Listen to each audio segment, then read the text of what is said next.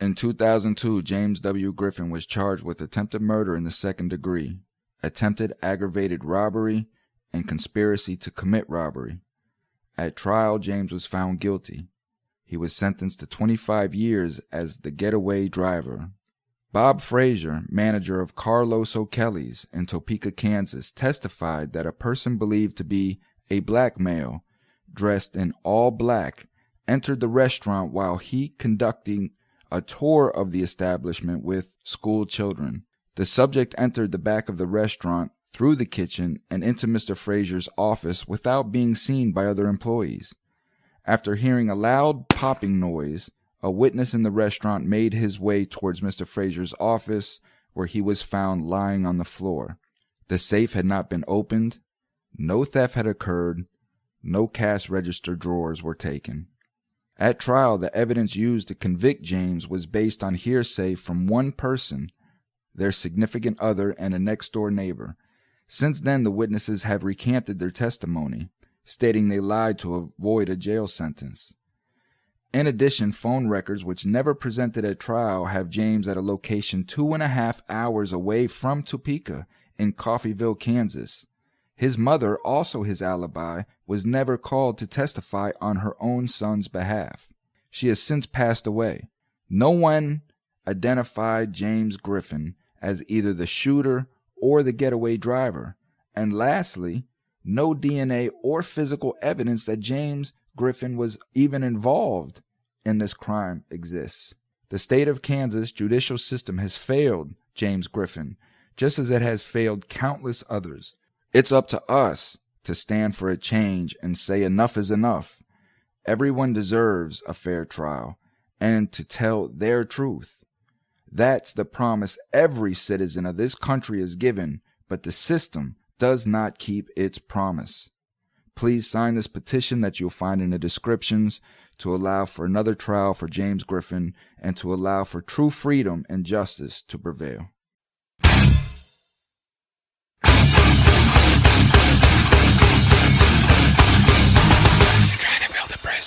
You can't handle the truth. James, can you hear me? Yep. Okay, perfect. So, I guess before we really get started, how much of me do you know about? Who, you? Yeah. I don't know. I just met you. Okay, so... Sorry about that. No, it's okay. I just didn't know how informed of me you were.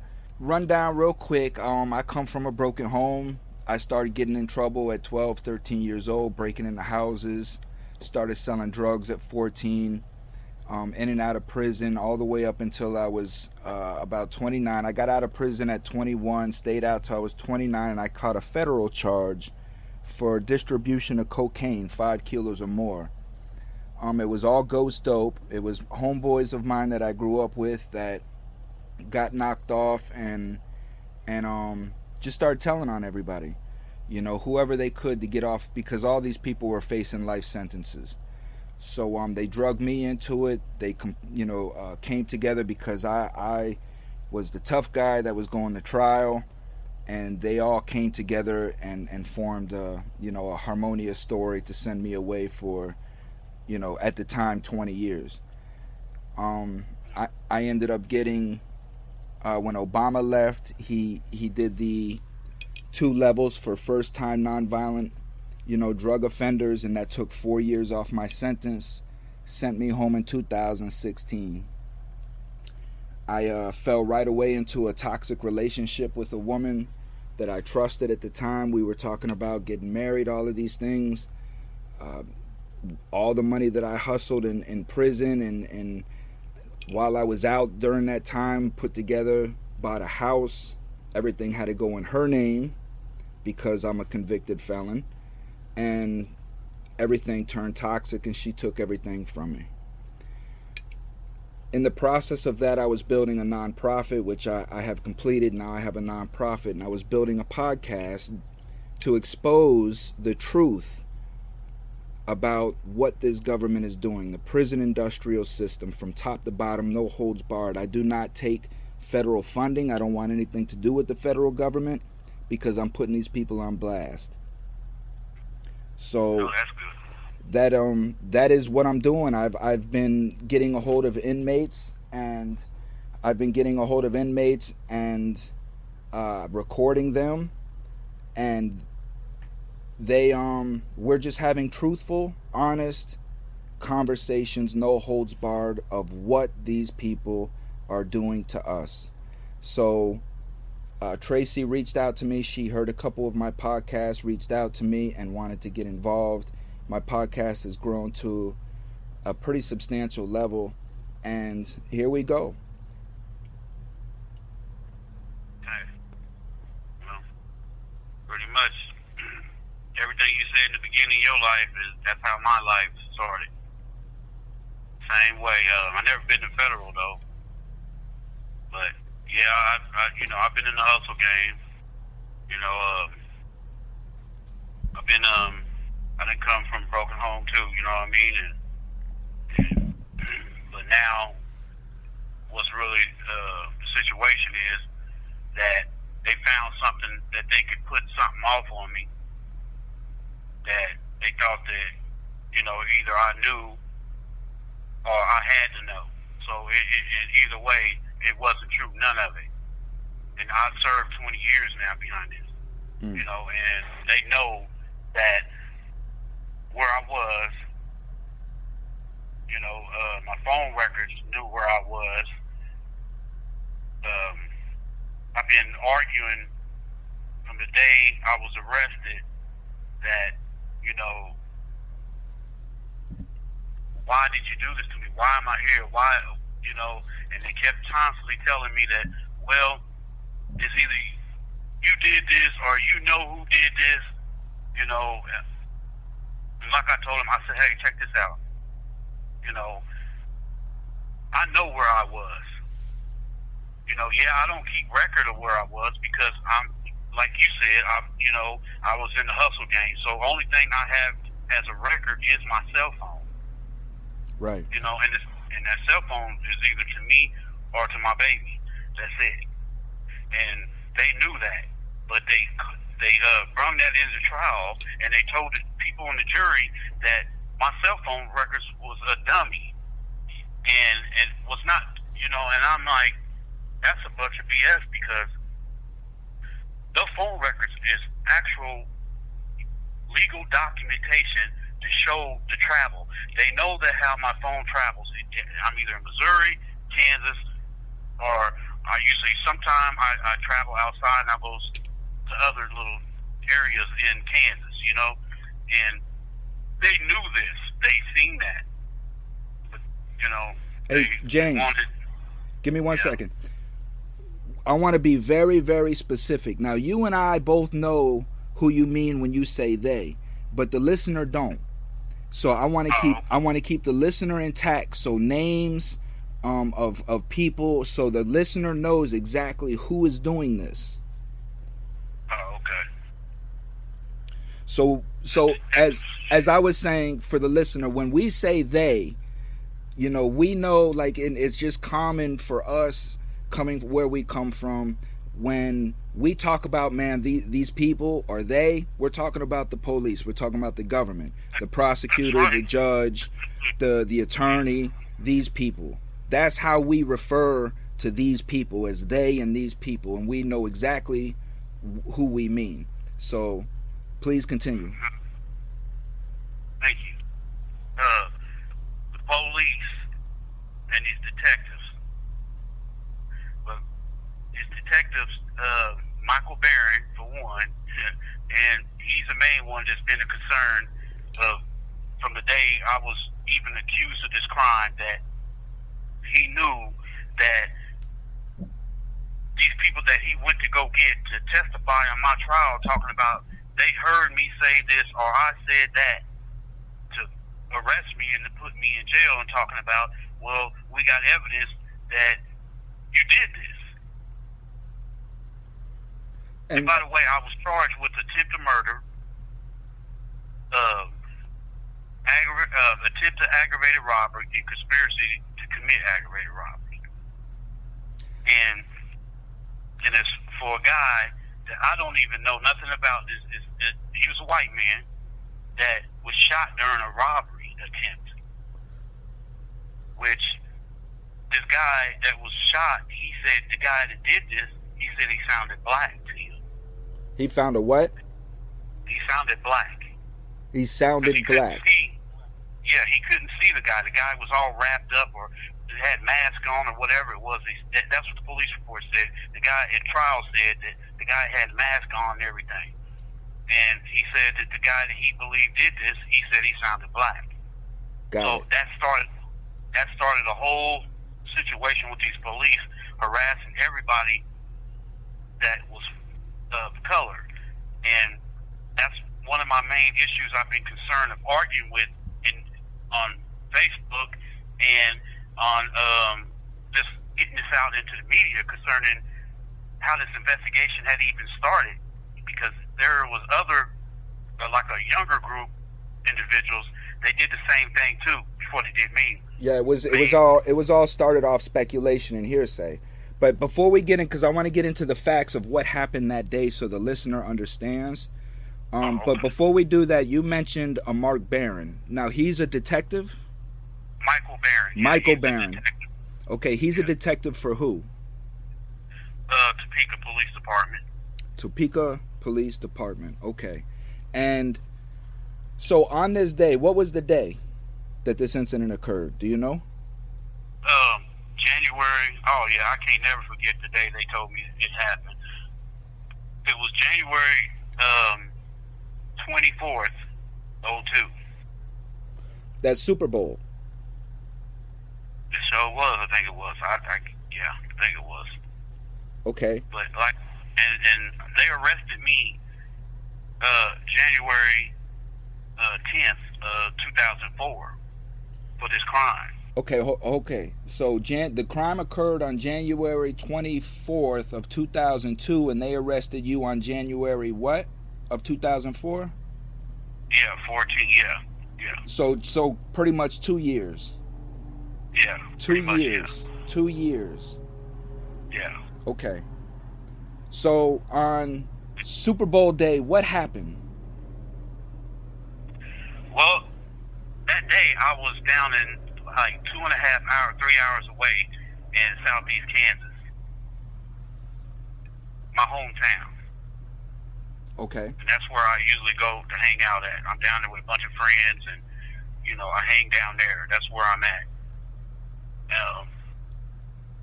And I live. I'm back. My mother stays down there too. So that's the day I was down there and just living around, moving around. Doing what we do to survive and live down there. I didn't have no idea what's going on in Topeka. That's like I said, 2.5, 3 hours away, which has nothing to do with me. The time frame, it was already established through facts, through my phone record. They never investigated that. They never went and looked in. I told my trial attorney, I said, well, go down to my hometown, question these people, go down there and find out where I was, what I was doing.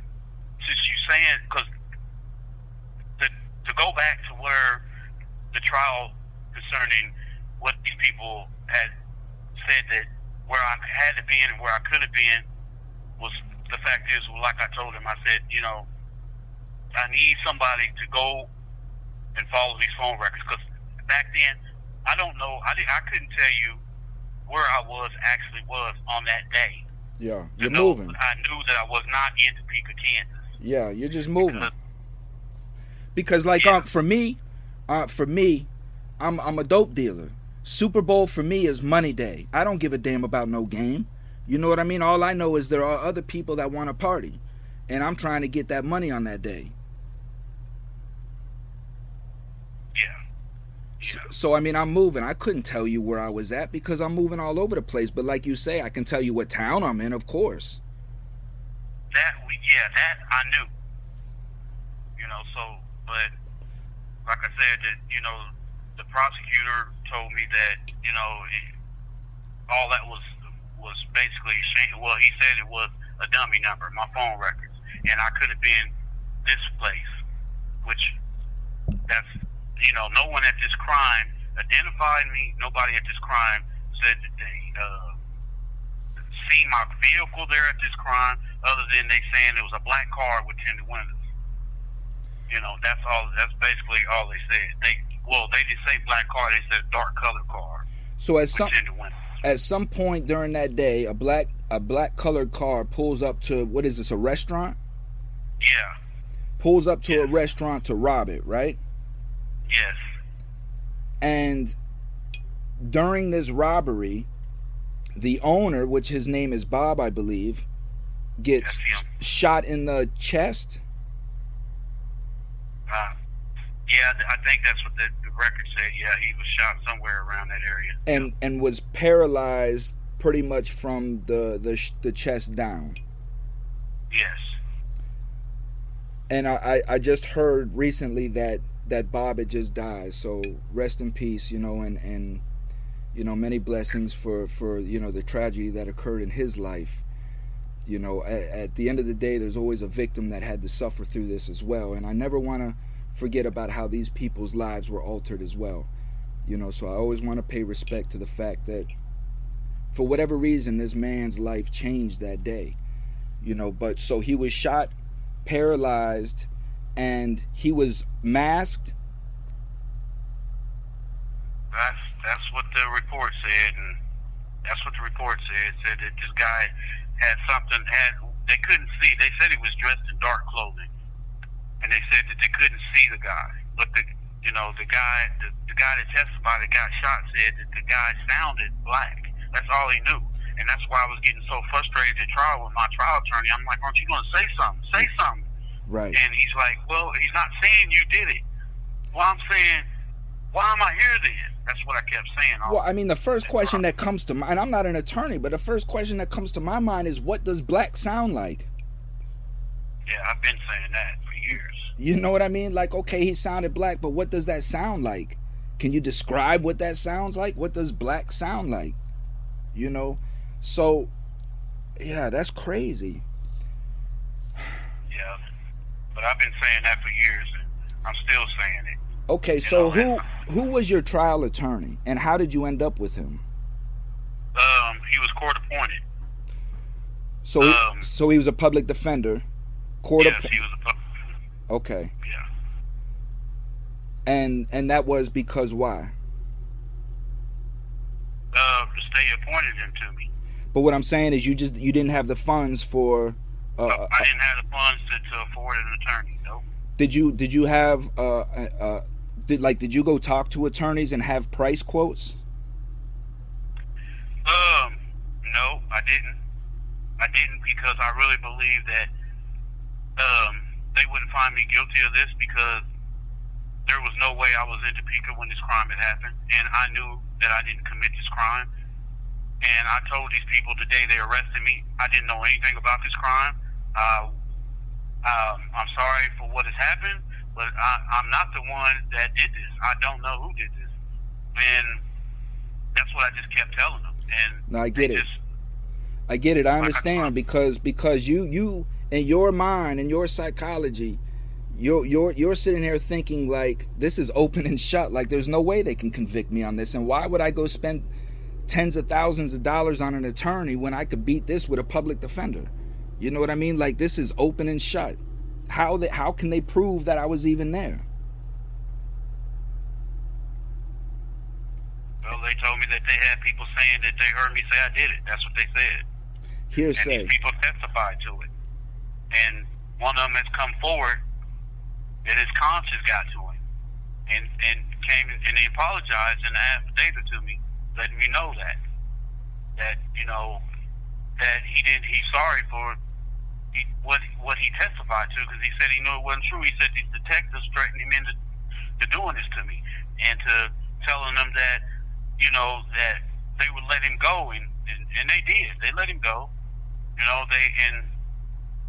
But it's still hard realizing that how could someone go out of their way to do that to someone? That's what I'm dealing with today, and not only him, just the other two people that they did this to. I still can't grasp that they would get on the stand and do this to me. And the thousands and thousands and thousands of others that these detectives use to bring convictions, even though that they're innocent people.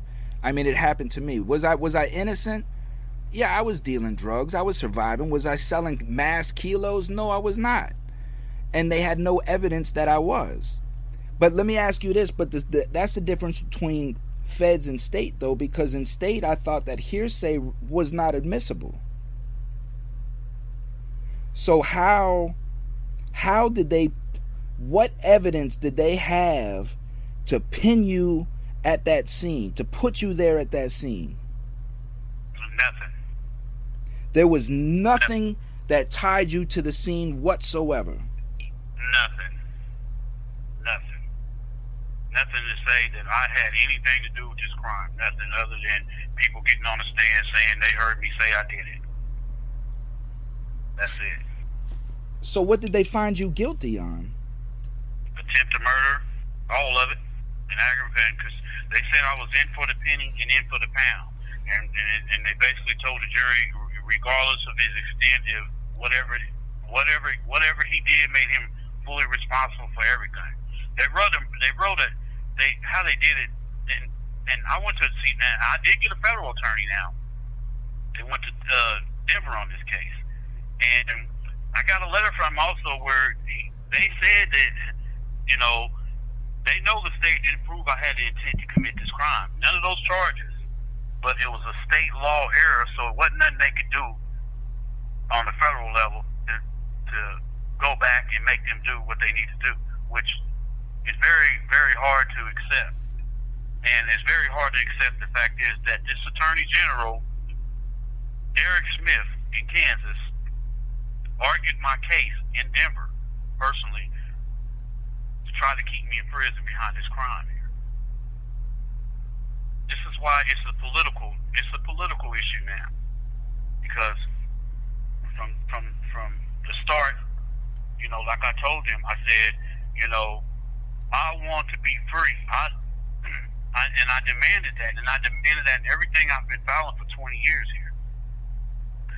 Because y'all know that there's no law or anybody saying that I had to commit any of these criminal acts here at all. You don't have. Why is it that I'm still in prison and I'm still pressing the issue? Why am I still in prison here? And it just frustrates me, man. When I'm. This is the thing about me. I'm not very book smart to the knowledge of what they've done to me, but I can feel it in my heart, and I know what they did to me was wrong. And I've been over the years trying to do my own little understanding of the law, to put stuff in there pro se, to let these people know that you done something wrong here, and I need somebody to look at this. You took away everything from me, and all I want is somebody just to hear that they put an innocent man in prison for 20 years. Well, I'm still trying to wrap my head around what they convicted you on, the burden of proof with beyond a reasonable doubt. So that's taken away. They took that away. What do you mean? I never even had that. Huh? I never even had that. What do you mean? I know. The burden of proof, they didn't even have a burden of proof. That's what's crazy. They threw some sort of instruction in, and it's called aiding and abetting, and they say that aiding and abetting to the crime. See, this is a situation where I had a fall partner. It was my brother, right? And they saying that this is the thing. My brother was the one they trying to say that actually went in this place and did this. And this is the thing about it. They're saying that the evidence was that someone said they seen a description of him, which is felonious because the person before us, they said the same thing too, and they made people file. And this is not just a short story. This is a kind of a bit of a story, but to give you a little more of understanding what happened here. there was a bunch of juveniles also that was fitting the same description that they went after, and they made people file affidavits telling them the same thing, the same line they did to them, they did to me. They went to witnesses, and witnesses were filing. These are not just little couple lines here. They file statements. I'm talking about statements, actual long statements concerning somebody else did this crime here. And the same situation in my case, what they did, the same thing. That's why we need people to investigate this. And this Kathleen Lippert, she was a prosecutor also that met with the state witness privately too concerning this case. That I've been trying to push to have investigated. Nobody wants to investigate her or look into her, but you know. And are these are the same detectives that are running around putting pressure on everybody with the same story, right? Yes. That's what I mean. The same story. Yes, it's all in the police reports. That's why I've been pushing the issue that I need to be released. Look at these reports, and it's not just about being released. It's about clearing my name. That's the real fight that I'm trying to push right now. Yeah, well, no question. I'm not concerned about the time. I've never been concerned about the time. No question. It's about clearing my name. And clearing the fact is that what these people done to me, they know they were wrong. And they know they were wrong. Yeah. That's what I'm trying to prove here. What prison are you in? I'm in El Dorado Correctional Facility. Maximum.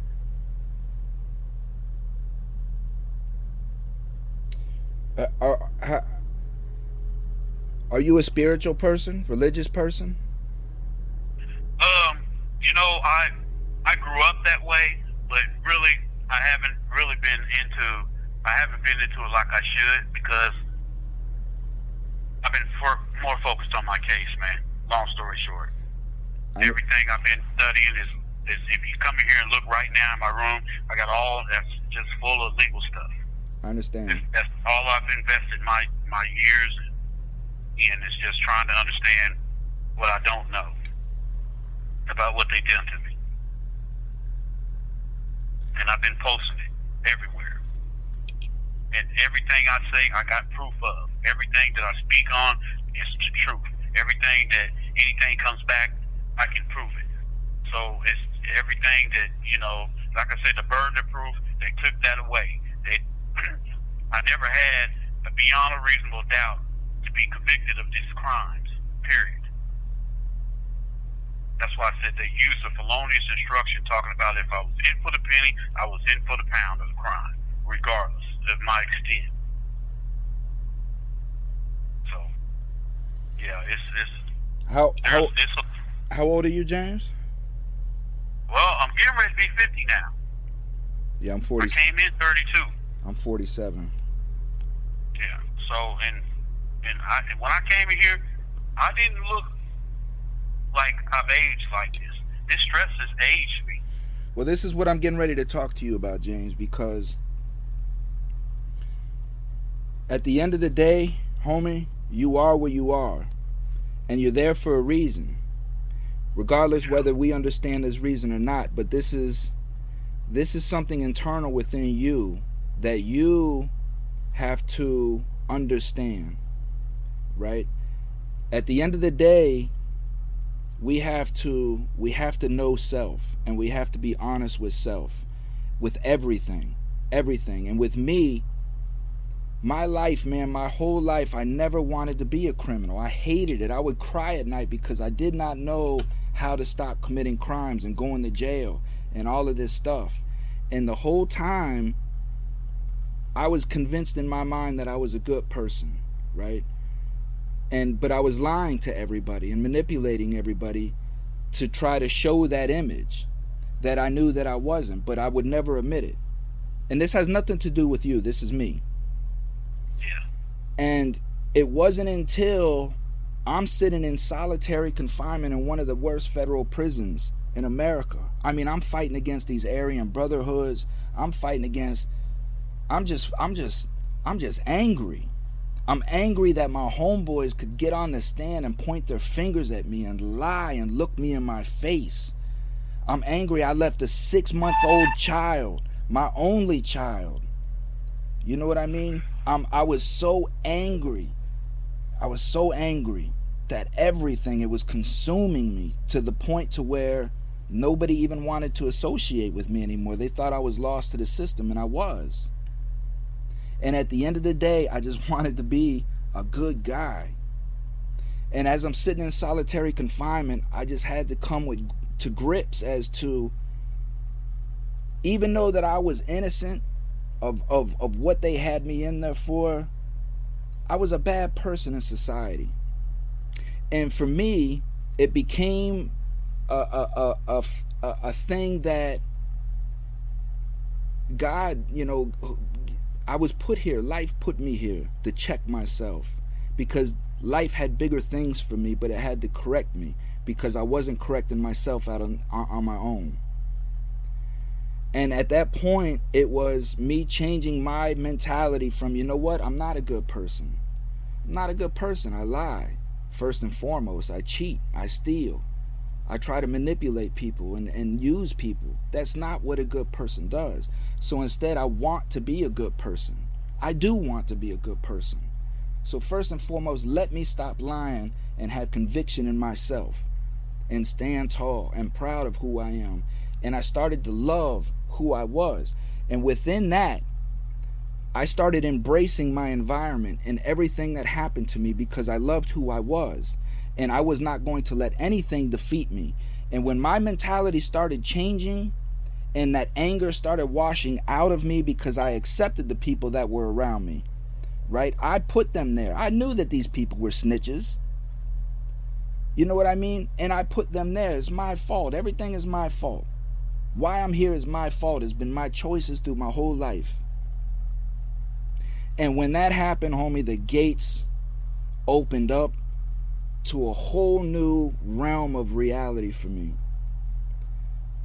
Everything positive started coming into my life to the point to where I got up on December 9th, 2015, and I'm going out to the rec yard. And at this time, I still got 5.5 years, and I'm tired. I mean, I'm tired. And my case manager comes and he stops me and he's like, man, Harold, when you get back in, come holler at me. I got something to tell you. Now, in this process, I'm going through a clemency process because I've already talked to the pardon attorney up in Washington who told me I was a shoo-in because I got railroaded at trial. So this is what the pardon attorney of Washington, D.C. said. Now, a couple weeks go by. This happens December 9th. I go work out. I come back in. I sit down with the case manager. I'm like, what's up, Tyson? He said, man, listen, I got good news and bad news. What you want first? I said, well, shit, let me get the bad news first. So he says, well, your clemency was denied. I said, what do you mean my clemency was denied, man? I just talked to them. I started flipping out, because for me, that was it. He said, now, hold on. He said, now, the reason why your clemency was denied because I took it upon myself to go ahead and file for this new thing that came out called 2-level reduction. You're a shoo-in for that. He said, I got you that, and I got you 9 months halfway house on top of that. He said, you go home in 30 days. Man, I started crying. I looked at him. I said, man, you know what today is? I said, today's my mom's birthday. I said, I'm going to go wish my mom a happy birthday.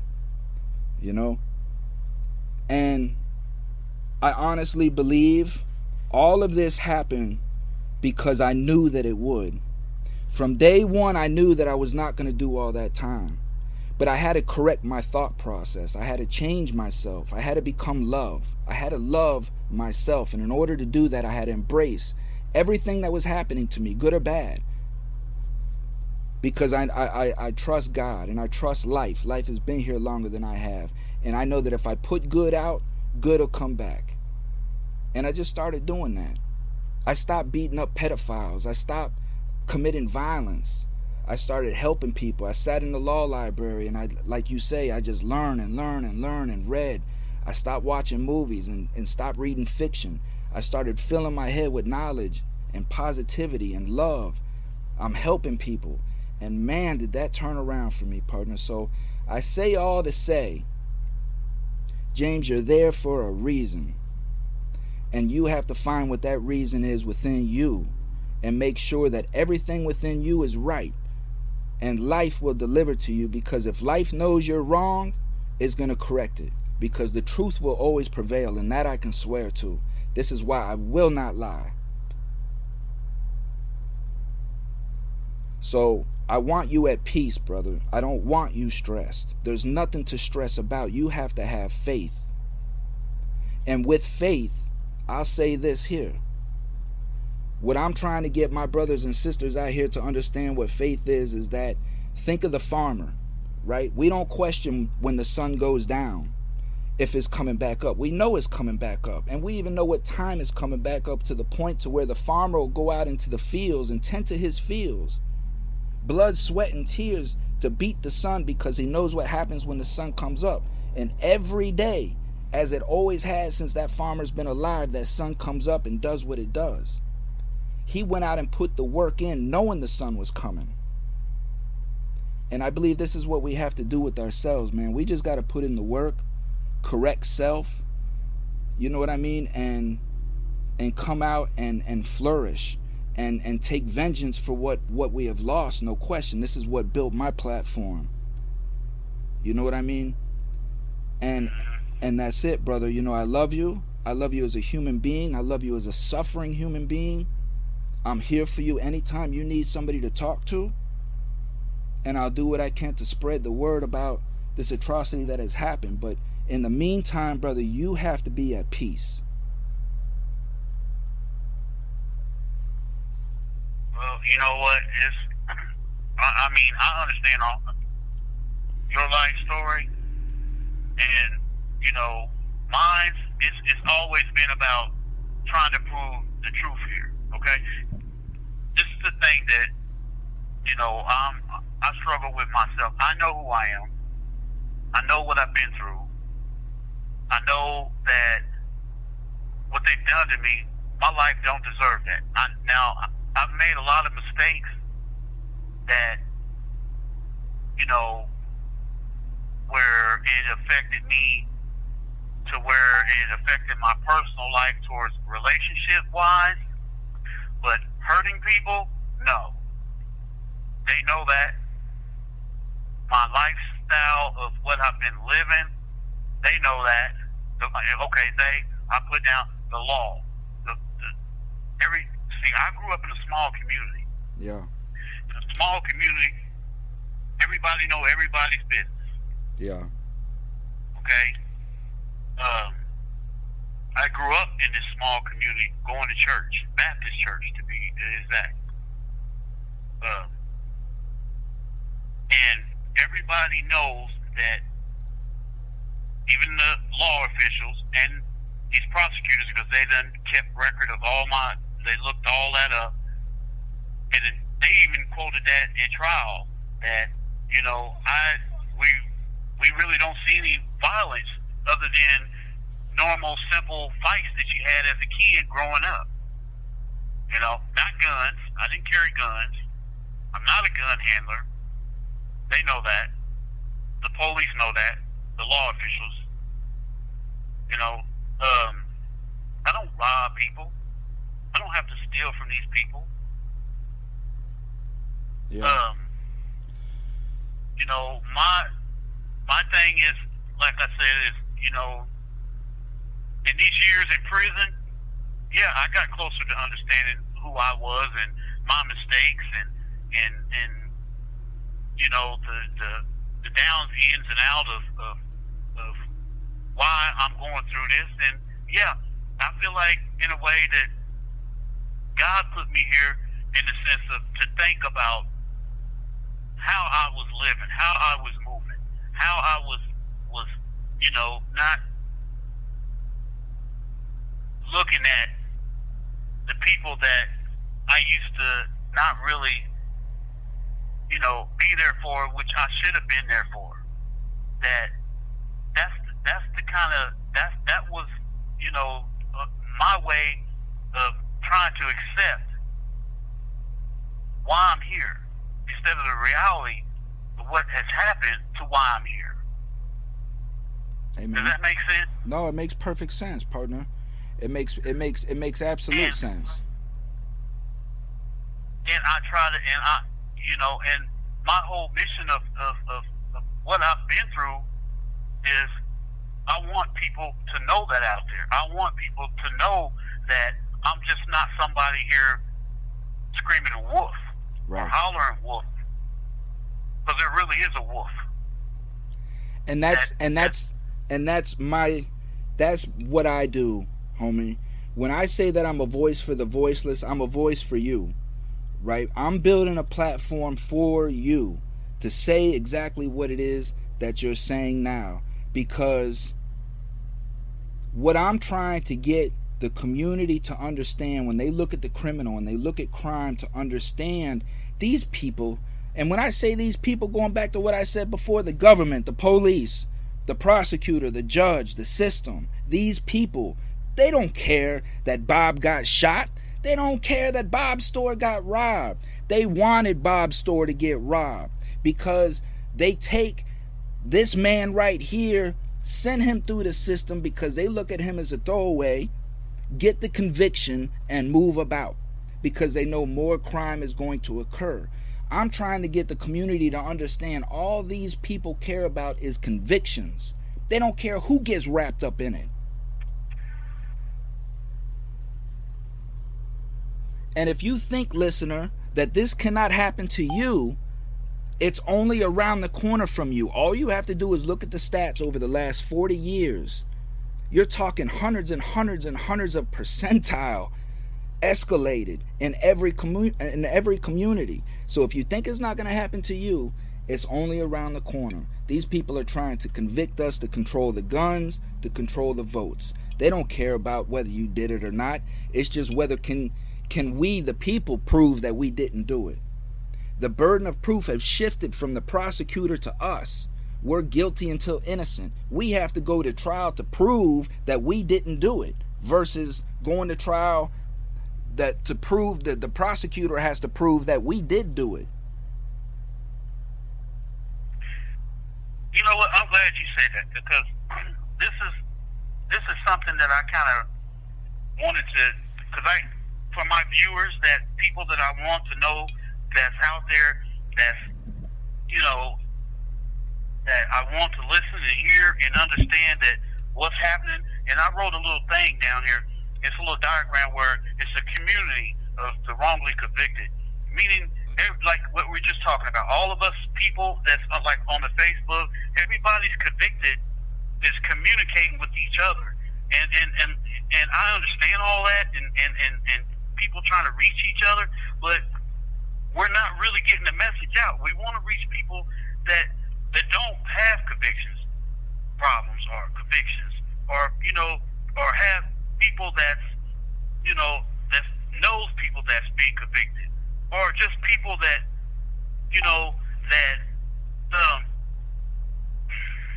that get that think that just because you're in prison that you must have did what you've done, and reaching political people. You know what I mean? Those are the people that need to hear what is going on to people like us. This is the type of people that we need, us, like we're talking, need to reach people out there like that, to hear like people like us is going through. Because everybody they locked up, and I understand our people that's in trouble, and it doesn't have to do with race, it's with everybody. Yeah. That is wrongfully convicted, is hear what these people's stories is. Listen to these people's life stories. Listen to these people's whole scenario of what has happened, and then you determine what you think.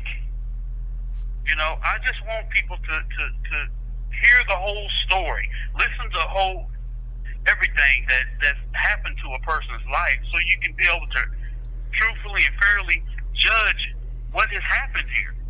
Well, that's the type of people that I want to reach. That's the type of people that we need to reach.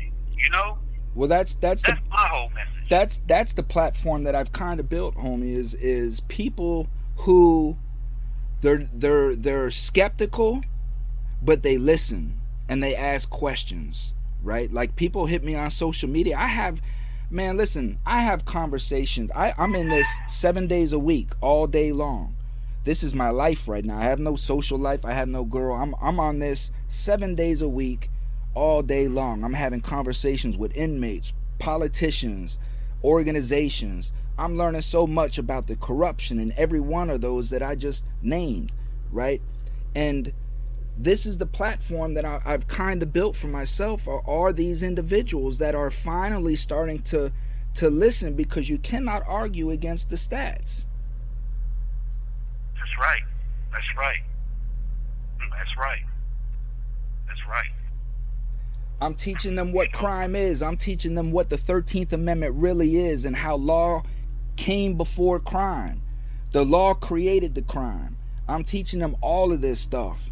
You know what I mean? And I'm slowly getting them to understand how they need crime in the communities, because, like you just said, they're trying to control us in these poor communities. Right? I'm showing them how it has our public school system wrapped up, our foster care system wrapped up, how almost every living aspect of us in the community has something to do with the prison industrial system. And what I'm teaching them, homie, is like going back to the 80s. Think about what you just said. And now take it back to the sitcoms of the 80s, when they used to make fun of the court system. They used to have shows like Night Court it was just comical. You know what I mean? And they were teaching the people through these sitcoms to pretty much figure out how to get out of jury duty. They made like jury duty laborious, and now you got the whole country trying to get out of jury duty. And then, like I just said on the podcast, but yet you had half the world sitting here watching Johnny Depp from start to finish, and these will be the same people that'll fall asleep in your trial. Yeah, they did that too. Well, it's just a common, like, homie, everything that you're telling me is no different than any other inmate that I have on my show talking about their innocence and what happened during it's all the same, which is why I'm trying to build this platform so people will hear. It don't matter if you're in Kansas, Washington, Florida, Mississippi. It's all the same. That's right. That's right. It really is. It's a system. It's a system that they're running through.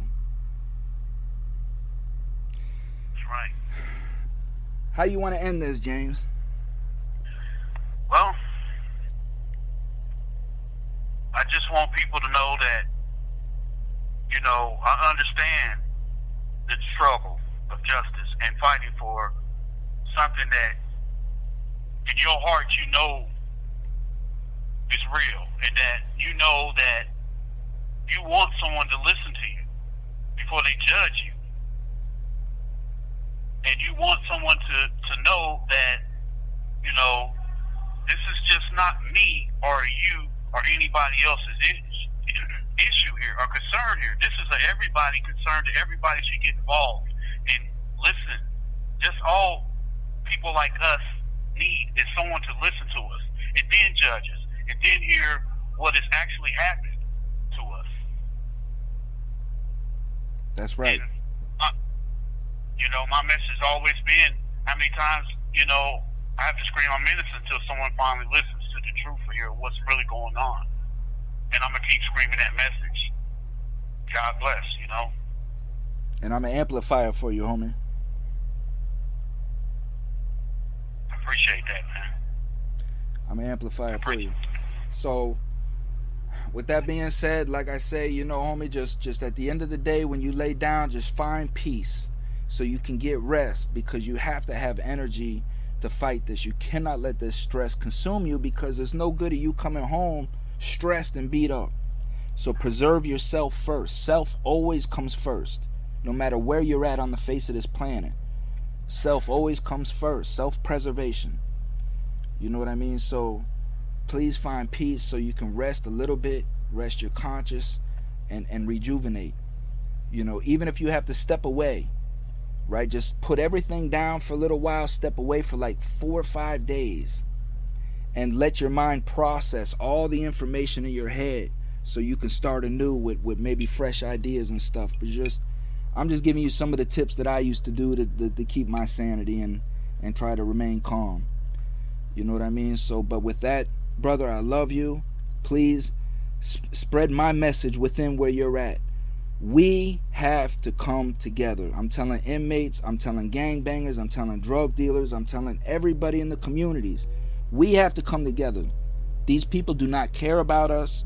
They're using us to show examples on TV, on the news, to keep these prisons full, to keep the police paid, and to keep them in our communities. We have to stop that. If we want the system to change, we have to be better people. Inside, outside, it doesn't matter. We have to start protecting one another inside, stop killing each other, stop the violence, stop the gang shit, and everybody come together, because shit is real out here.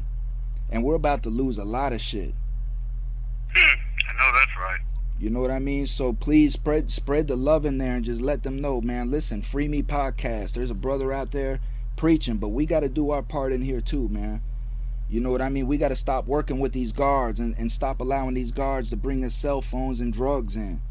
You know what I mean? We have to stop this stuff.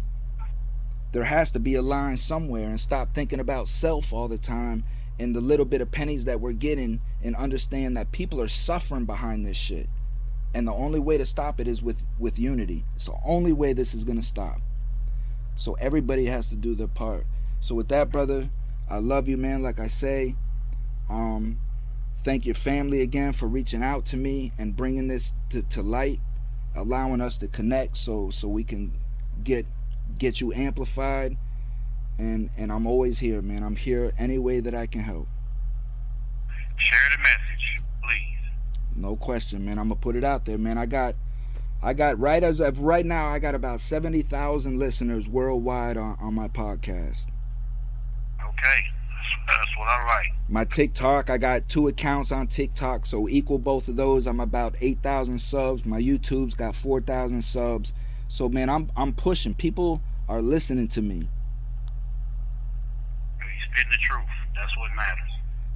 We're in the age of Aquarius right now. I don't know if you're hip to that or not, but the age of Aquarius is a time that has been written about for the last 2,000 years. When they say that Jesus will come back in the sign of the fish and all of this stuff, right now is the time. And what the age of Aquarius is the age of enlightenment. It's a time of enlightenment. So even though people want to lie, they can't help it. The truth is coming out. It's being exposed. This is why we see everything going on that we see. This is why life had took a whole 180-degree turn. Amen. People are trying to fight against the truth, and it's over with. It's over with. Some feel Jesus came back because this is the time. This is the time that people have been writing about. So, and that's what I'm warning these politicians. Listen, man, you're fighting against life. You're fighting against karma. You're fighting against God. So you can sit up here and try to deceive all you want. I'm just going to sit back and watch the fireworks because I know what's coming. You can't hold the truth back. And that's what I want you to find peace in, homie. We're going to get you the truth, man, for real. Let's keep in touch, okay? I'm here anytime you need me, man. I'm a life coach. I'll help you. If you're stressed out, I'd rather you get a hold of me and talk to me versus take it out on somebody else, man. This is what I'm here for. I'm here for you guys. I got my foundation for you guys, the podcast for you guys. Just I need you to spread the word in there. Don't worry, it's already gonna be done. All right, homie, you take care of yourself, man, all right? And give your family many blessings and just find peace, homie. Okay, thanks, bro. 1.